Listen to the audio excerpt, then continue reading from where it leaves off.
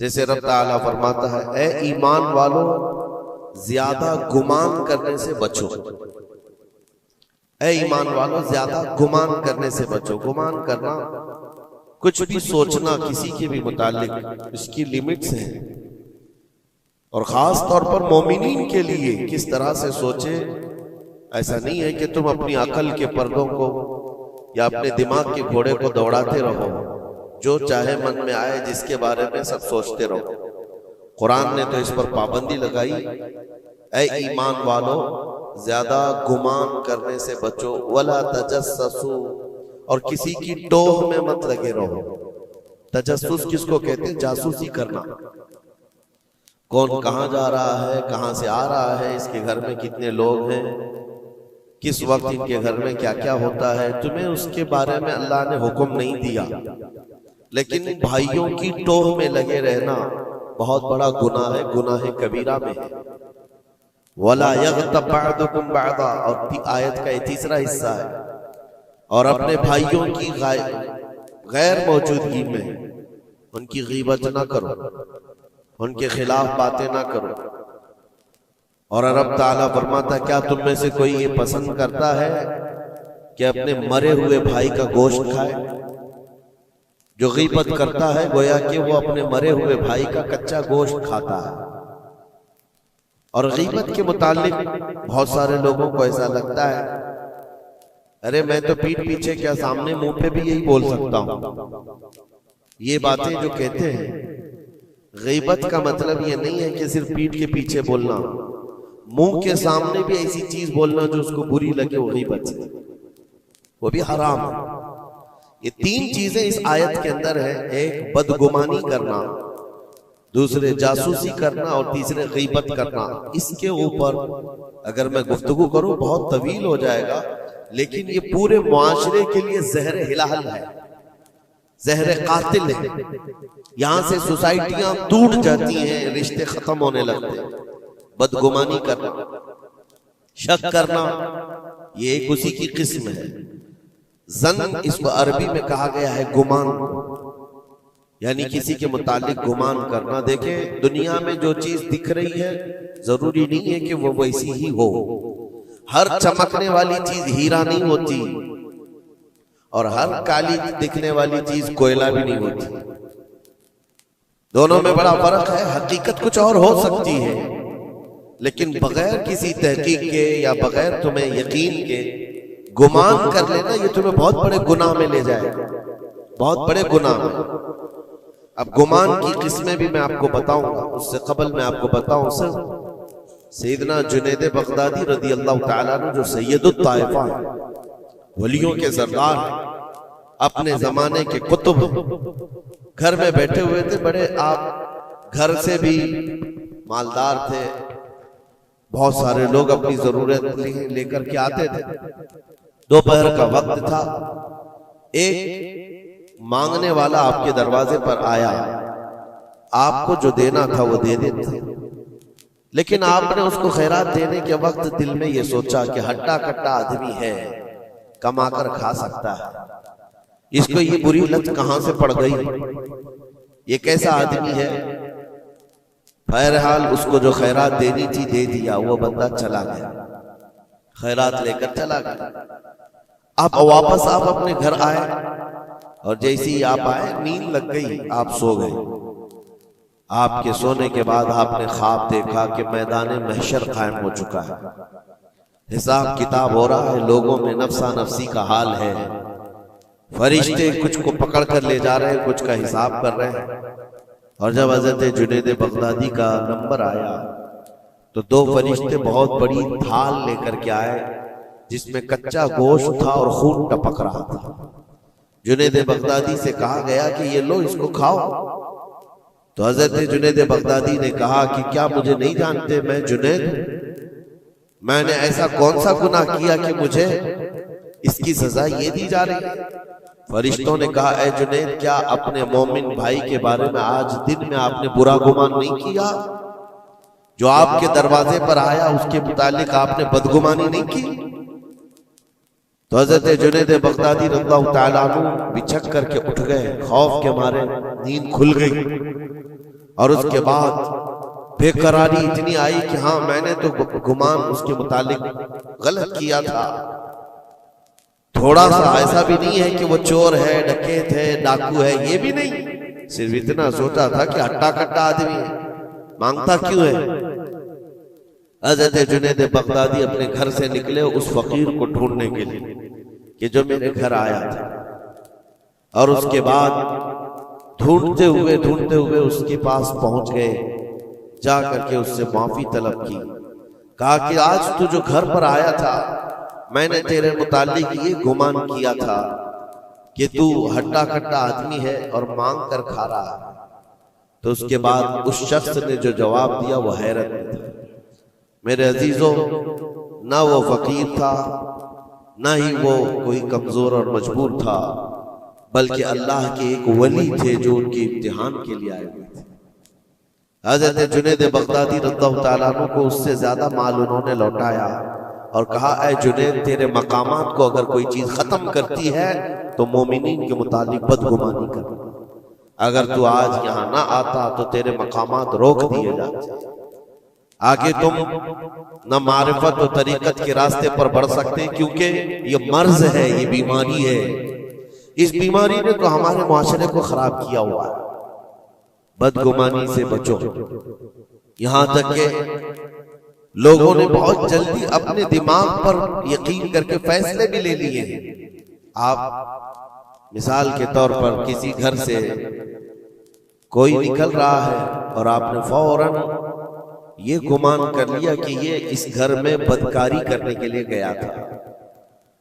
आपकी नेगेटिविटी जो जहन में थी आपने गुमान किया और उस पर यकीन की मोहर भी लगा दी। ना उससे आपने जाकर पूछा कि कौन है, क्यों आया था।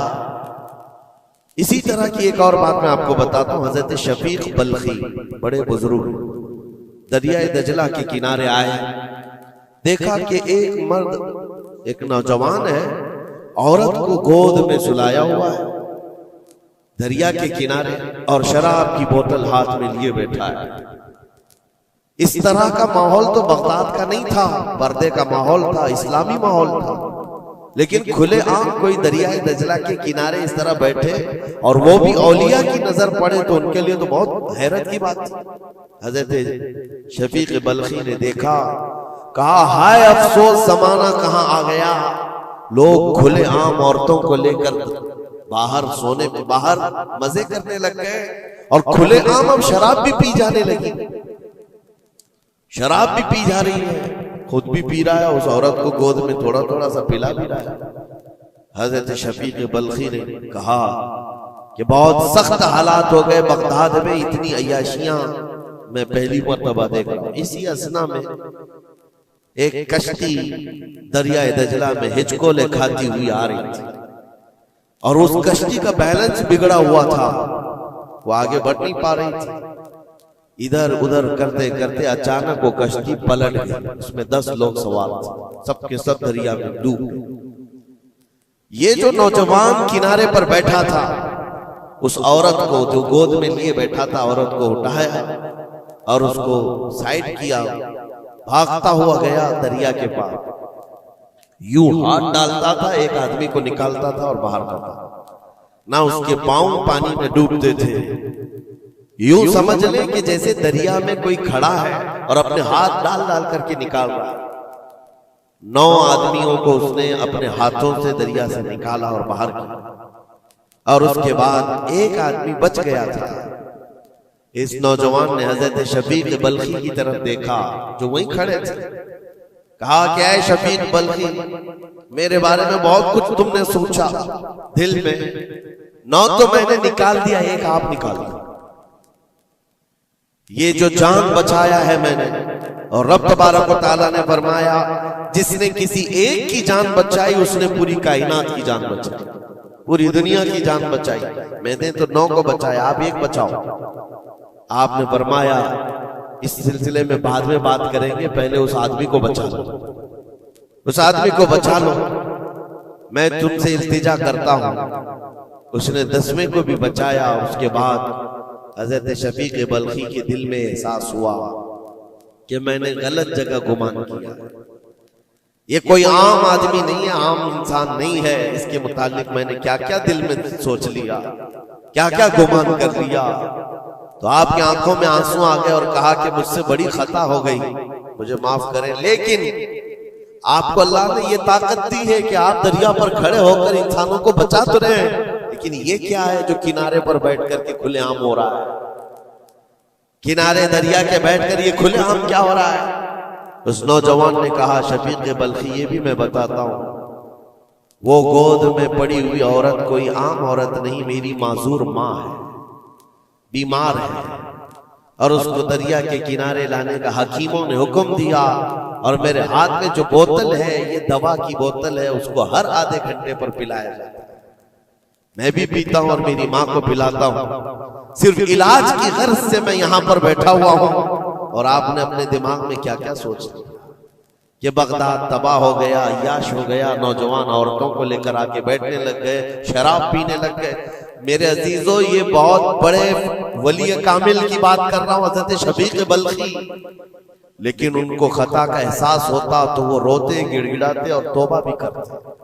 हमारे तो हालात ऐसे हैं कि हमने तो बिल्डिंगें बना ली अपने गुमान पर, इमारतें बना ली, फलां के मुतालिक ऐसे ऐसे मामलात हैं, और उसी पर हम इमारतें बनाना शुरू कर देते हैं, जबकि हमारे पास यकीन के लिए एक दलील भी नहीं होती।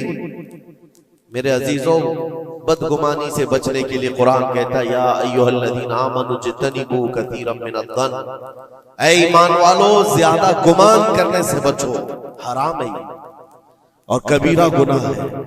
यहां तक के फरमाया गया कि बदगुमानी करोगे मोमिनीन के मुतालिक, कल क़यामत के दिन फैसला होगा, और अगर तुम्हारा गुमान गलत निकला तो सारी नेकियां तुम्हारी उठाकर उस बंदे को दी जाएगी जिसके मुतालिक बदगुमानी किया था।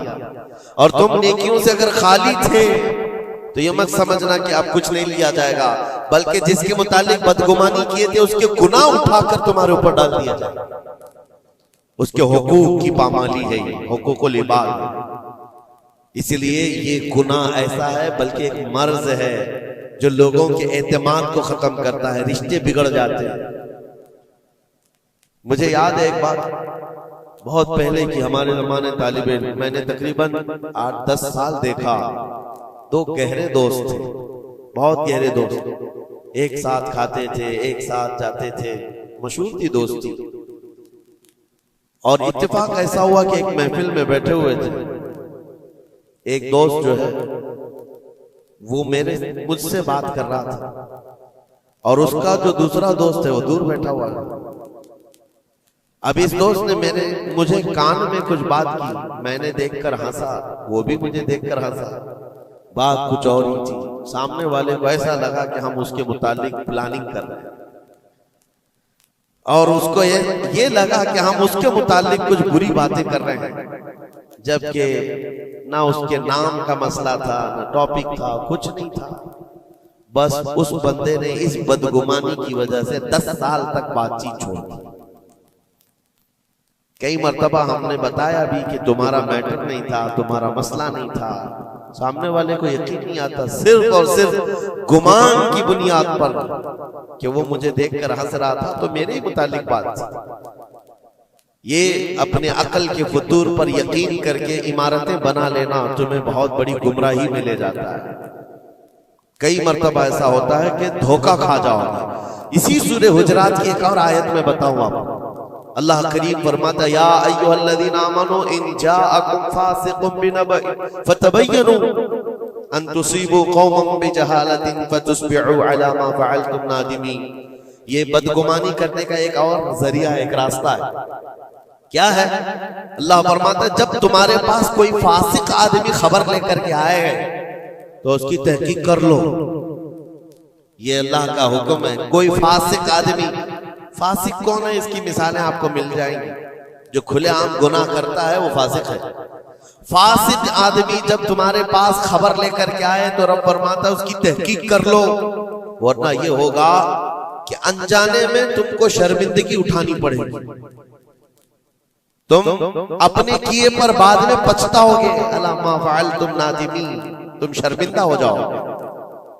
अक्सर ऐसा होता है कि कोई खबर लेकर के तुम्हारे पास आया और आज के जमाने का बड़ा फासिक ये व्हाट्सएप है, ये बड़ा फासिक है। इसकी बातों पर कौन यकीन करे? मेरे अजीजों, लोग तो सिर्फ एक दूसरे की एडिट की हुई तस्वीरों को देख करके ईमान ले आ जाते हैं, है ना? ऐसा हकीकत है।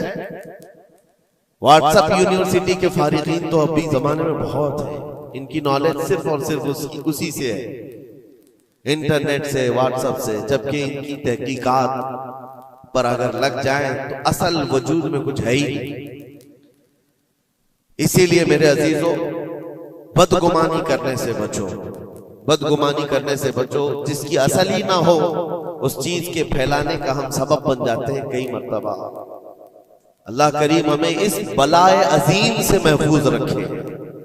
मुझे एक बात याद आती है, मैंने पढ़ा था ट्रेन में एक आदमी सफर कर रहा है और उसके साथ 3 बच्चे हैं। बड़े बेटे की उम्र 7 साल की, दूसरे बेटे की उम्र 5 साल की, तीसरे की 3 साल की। छोटे बच्चे 7, 5 और 3 साल की उम्र के बच्चे हैं। अब वो बंदा जब ट्रेन में सफर कर रहा हो 3 बच्चों को लेकर के, और जब बैठा हुआ है ट्रेन में, कोई बड़ा उधर से कूदता है, कोई इधर से उछलता है। ये तीनों उछल कूद ऐसी मचाए हुए हैं कि मुसाफिरों का आराम और सुकून गारत हो गया है।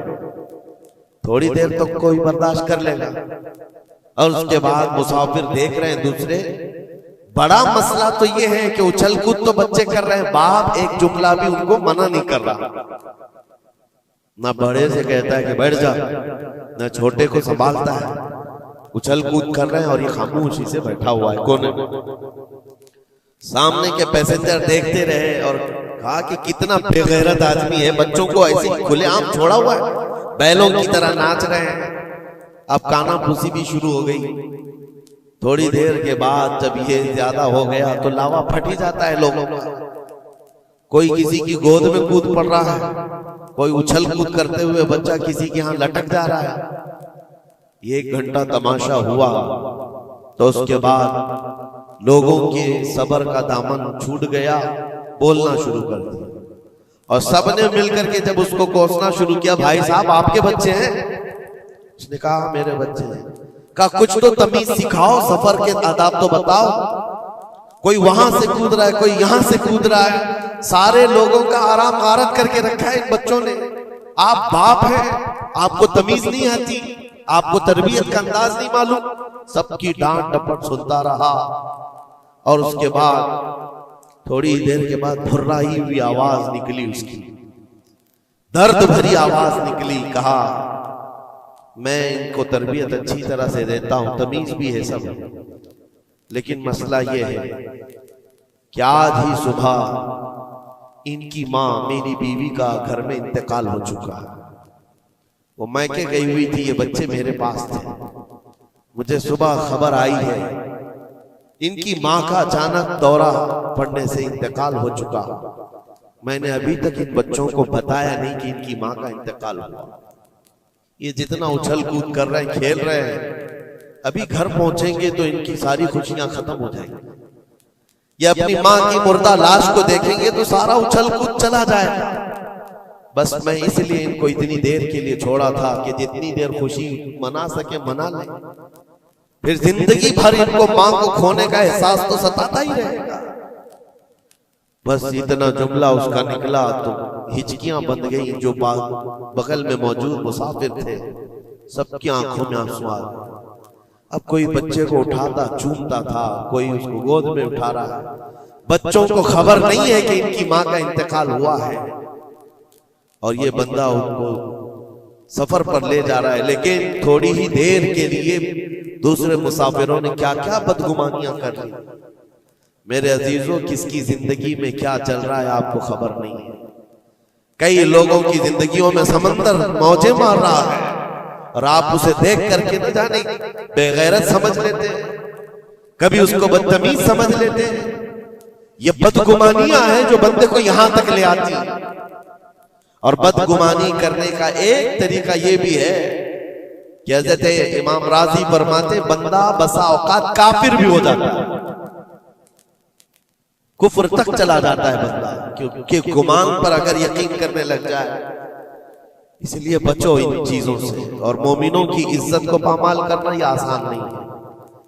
सिर्फ और सिर्फ मैंने कई मर्तबा देखा है, उड़ती उड़ती खबरें आती हैं तो हम उस पर यकीन करने के करीब हो जाते हैं। अल्लाह हमें भी इसकी हिदायत दे। ये बहुत बारीक चीज है जिससे बचना नामुमकिन नहीं तो मुश्किल जरूर है। मेरे अजीजों, इससे बचने का एक तरीका यह है, बंदा ये सोच ले कि मुझे रब ताला ने इस दुनिया में किस लिए भेजा है। सबका हिसाब किताब लिखने के लिए भेजा है। सारे लोगों का अमाल नामा मुझे पूछा जाएगा क़यामत के दिन, फलां क्या करता था, फलां क्या करता था। जब मुझे रब ताला ने इसका मुकल्लफ ही नहीं बनाया तो खामखा दूसरों की जिंदगियों में क्यों दखल अंदाजी करूं, क्यों लोगों के मुतालिक गुमान पाल करके बैठूं। आपको इस रुए जमीन पर जो भेजा गया वो अल्लाह ने अपनी इबादत के लिए भेजा है, अपनी रजा के लिए। हम उसकी रजा तो हासिल ना कर सके, उसकी इबादत में कामिल हो नहीं सके, और दूसरों के अयूब पर हम लोगों ने अपनी पूरी एनर्जी खर्च करना शुरू कर दिया। अजीजा ने गिरामी औकात, ये पुरफितन दौर ऐसा है। अब मैं जो किस्में बता रहा था जन की, देखें बसा औकात बंदे से बंदे का गुमान अपनी जगह पर। आप मेरे बारे में क्या सोचते हैं मुझे मालूम नहीं, मैं आपके बारे में क्या सोचता हूं वो आपको भी नहीं मालूम। ये तो बंदों का गुमान है, लेकिन बंदा रब से जो गुमान रखता है ये भी बहुत बड़ा मसला है, बहुत बड़ा मसला है। इसको आसान मत समझे। ये दिमाग के घोड़े जब दौड़ते हैं इस पर कंट्रोल भी तो नहीं होता है, कहां तक जाएंगे गुमान। मुस्लिम शरीफ की हदीस है, मेरे आका सल्लल्लाहु तआला अलैहि वसल्लम फरमाते हैं, शैतान तुम्हारे पास आता है गुमान के रास्ते से। तुम सोचने लगते हो आसमान को किसने बनाया, ये सोच ही तो है। तुम्हारा दिल जवाब देता है अल्लाह ने बनाया। जमीन को किसने बनाया, अल्लाह ने बनाया। चीजें सोचते जाते हो, उससे पहले क्या था, उससे पहले क्या था, इससे पहले क्या था। और ये जब दिमाग के घोड़े दौड़ने लगे, तुमने उसको नकील नहीं थामी तो ये लेकर के जाता है दिमाग। आखिर में ये गुमान डालता है फिर अल्लाह से पहले क्या था, या फिर अल्लाह को किसने बनाया। यहां आकर के तुम्हारे ईमान पर डाका पड़ जाता है और तुम शशोपंज में रह जाते हो। खुद से अगर कुछ सोचकर फैसला कर लिया कि अल्लाह के पहले ऐसा था या अल्लाह ऐसा था, नाउज़ बिल्लाह, तो कुफ्र हो गया।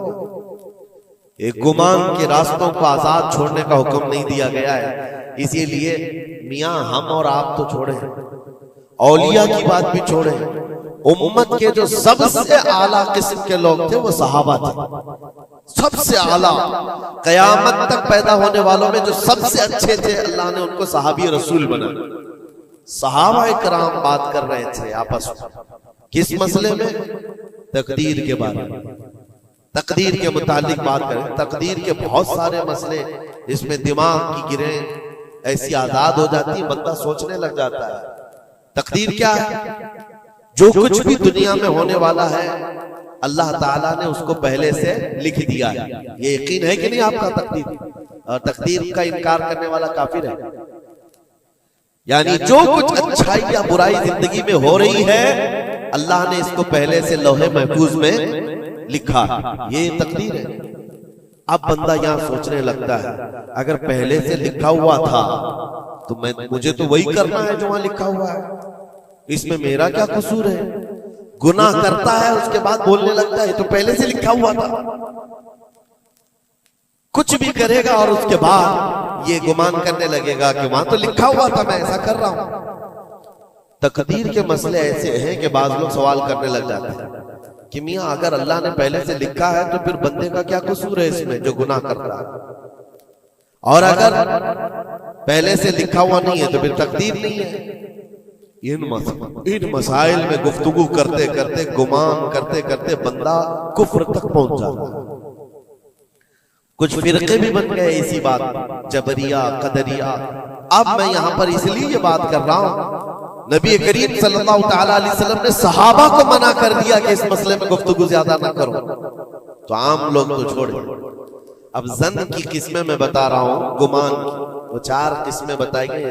इमाम अबू बकर जस्सास राजी रहमतुल्लाह अलैह ने 4 किस्में इसकी बयान की। पहला गुमान हराम है, दूसरा गुमान वाजिब है, तीसरा गुमान मुस्तहब है, और चौथा गुमान यानी ना उसके ऊपर गुनाह मुबाह है। उसकी किस्में हैं जिसमें से पहला गुमान जो हराम है, और एक गुमान को तो उन्होंने कुफ्र भी कहा है। पहला गुमान हराम, ये सोचता रह जाए सिर्फ अल्लाह के मुतालिक है ये सारे गुमान कि मैं गुनहगार हूं और अल्लाह मुझे सजा देकर ही रहेगा, अल्लाह मुझे अजाब ही देगा, ये सोचता रहे सिर्फ और सिर्फ। तो इमाम अबू बकर जस्सास राजी फरमाते ये गुमान हराम है। रब कहार जरूर है, रब जब्बार जरूर है, लेकिन गफ्फार भी है और सत्तार भी। तुमने अगर सिर्फ यही गुमान किया कि मुझे सजा देगा, मुझे सजा देगा, तो ये गुमान हराम है। इस पर मुझे आला हज़रत फाजिल बरेलवी रहमतुल्लाह तआला अलैह की बात याद आती है। उनका गुमान कैसा था? सोचते थे बारगाह मुस्तफा करीम, कहते हैं डर था कि इसियां की सजा अब होगी या रोजे से।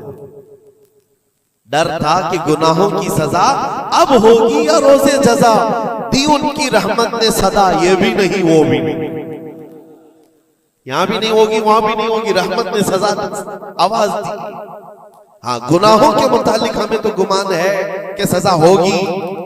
मेरे अमाल का बदला तो जहन्नम ही था, मैं तो जाता मेरे सरकार ने जाने न दिया। ये गुमान है। बारगाह मुस्तफा में गुमान आला रखो, और रब ताला के मुतालिक जब गुमान करना हो तो हदीस कुदसी है, मुस्नद अहमद की हदीस है। अल्लाह ताला फरमाता अना इंद ज़न्नी अब्दी बी, मैं अपने बंदे के गुमान के मुताबिक सुलूक करता हूं। बंदा मेरे मुतालिक जैसा गुमान करता है मैं उसके साथ वैसा सुलूक करता हूं। अब तुम्हारा है, ये तुम्हारी मर्जी है। और हदीस का आगे का टुकड़ा भी है, फल यदुन्न मा शाअ बी, बंदा जो चाहे मेरे बारे में गुमान कर ले। तुम सख्त किस्म का खुदा गुमान करके बैठे हो, सख्तियों का सुलूक हो जाए। इसीलिए मैंने इससे कबल भी एक बार कहा था, जब किसी के घर में इंतकाल होता है, फरिश्ते आ जाते हैं, मरे हुए इंसान को उठाने से पहले तक वो घर वालों को सब देखते रहते, कौन क्या क्या बोल रहा है, और उसकी सारी रिपोर्ट ले जाकर बारगाह रब्बुल इज्जत में अर्ज करते हैं। अल्लाह ताला पूछता है फरिश्तों से, आज इस घर में एक जान को हमने लिया, वो लोग मेरे मुतालिक क्या गुमान कर रहे थे, क्या सोच रहे थे और क्या कह रहे थे? फरिश्ते कहते हैं, ऐ मौला फलां कह रहा था कि मेरे घर पर बड़ा जुल्म हो गया, मेरा अजीज बच्चा ले लिया, मेरे घर पर ऐसी चीज आफत आ गई, सब बातें। तो रब तबारक व तआला फरमाता है, फरिश्तों गवाह हो जाओ, उन्होंने जैसा मेरे मुतालिक गुमान किया, अब मैं उनके साथ वैसा सलूक करूंगा, दुनिया में भी और आखिरत में भी। और फिर किसी घर से फरिश्ते जाते हैं जो नेक लोगों का होगा, रब ताला पूछता है, यहाँ क्या कहा जा रहा था मेरे मुतालिक, क्या सोचा जा रहा था? फरिश्ते कहते मौला उनके घर पर बड़ी गम की बात थी, बड़ी मुसीबत थी, उनके बाप का इंतकाल था, लेकिन हर कोई कह रहा था इन्ना लिल्लाहि व इन्ना इलैहि राजिऊन, हम अल्लाह के लिए हैं और अल्लाह ही की तरफ लौटने वाले हैं। रब ताला पर फरमाता है, फरिश्तों तुम गवाह हो जाओ, इससे बेहतर उनको निअमुल बदल दुनिया में दूंगा और उससे बेहतर आखिरत में अता करूंगा।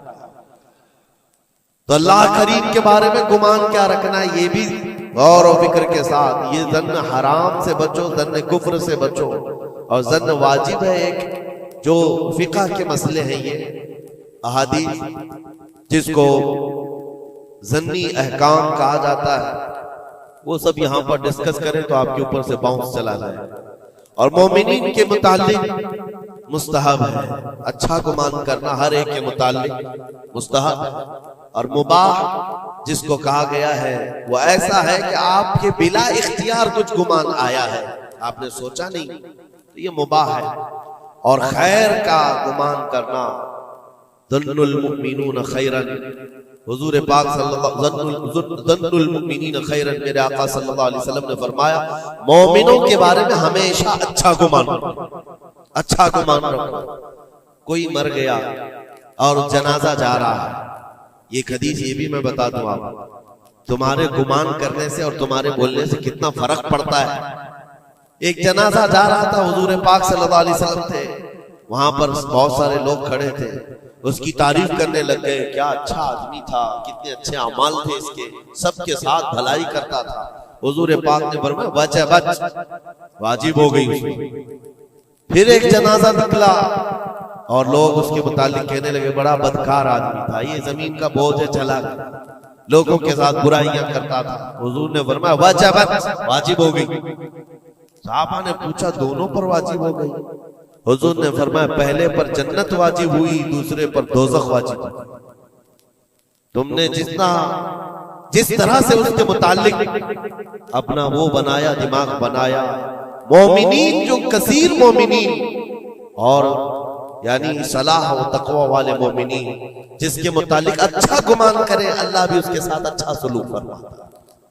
इसीलिए मेरे अजीजों, क्या जाता क्या है अच्छा गुमान करने में? खर्चा कौन सा है आपका?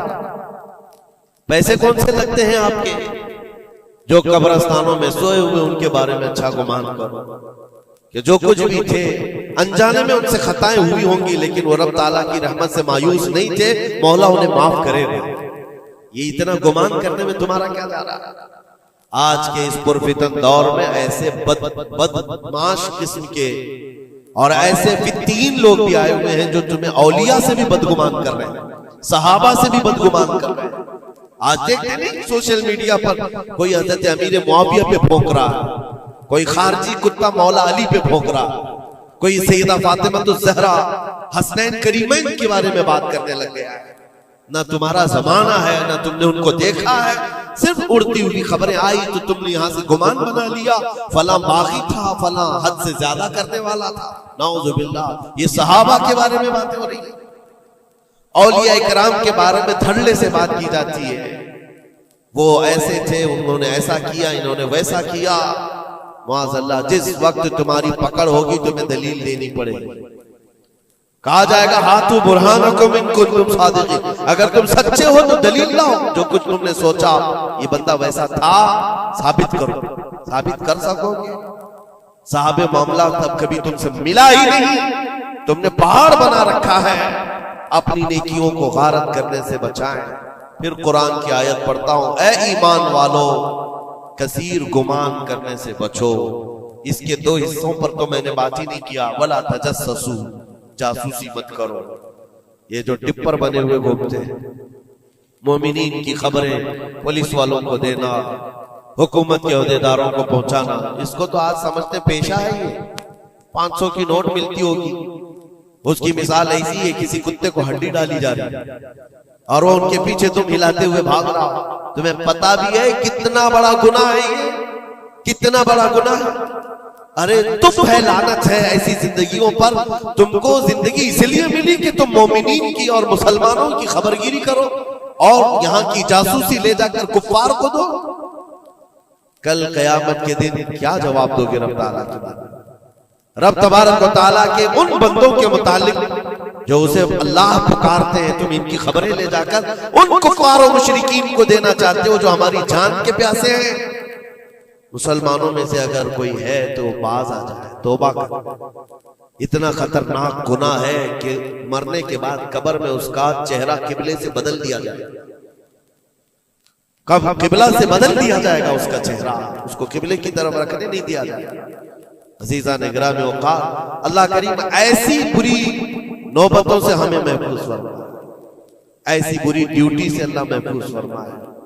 करीम खुदा रहमान राहिमीन की बारगाह में दुआ है कि हमें हमारी अक्ल पर कंट्रोल की तौफीक दे और हमें मोमिनीन के मुतालिक हुस्न ज़न की तौफीक अता फरमाए। बदगुमानी से किए हुए गुनाहों से मौला हमको माफ फरमाए।